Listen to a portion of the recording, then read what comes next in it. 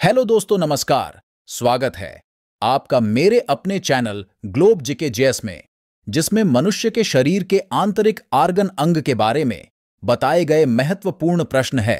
प्रश्न नंबर पहला में यह पूछा गया है कि एक स्वस्थ व्यक्ति के शरीर में कितने लीटर खून होते हैं, जिसमें 4 विकल्प दिए गए हैं, जिसमें सही आंसर ख नंबर 5 से 6 लीटर होगा। प्रश्न नंबर 2 में यह पूछा गया है कि एक स्वस्थ मनुष्य का वजन लगभग कितने होने चाहिए, जिसमें 4 विकल्प दिए गए हैं, जिसमें सही आंसर ग नंबर 60 केजी वजन होगा।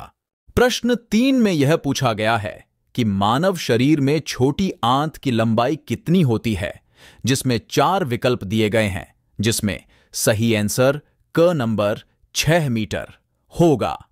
प्रश्न 4 में यह पूछा गया है कि मनुष्य के शरीर में भोजन का पूर्णतः पाचन कहां होता है, जिसमें 4 विकल्प दिए गए हैं, जिसमें सही आंसर ग नंबर छोटी आंत होगा।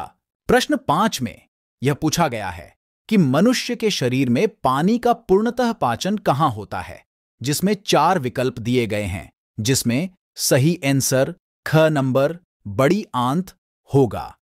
प्रश्न 6 में यह पूछा गया है कि मनुष्य के शरीर में रक्त छानने की विधि को क्या कहते हैं, जिसमें 4 विकल्प दिए गए हैं, जिसमें सही आंसर घ नंबर डायलिसिस होगा।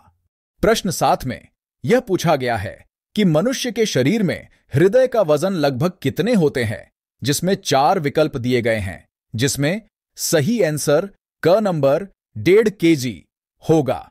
प्रश्न 8 में यह पूछा गया है कि मनुष्य के शरीर में रक्त प्रेशर का कार्य कौन करता है, जिसमें 4 विकल्प दिए गए हैं, जिसमें सही आंसर ग नंबर हृदय होगा। प्रश्न 9 में यह पूछा गया है कि मनुष्य के शरीर में HCl अम्ल कहां होता है, जिसमें 4 विकल्प दिए गए हैं, जिसमें सही आंसर घ नंबर आमाशय होगा।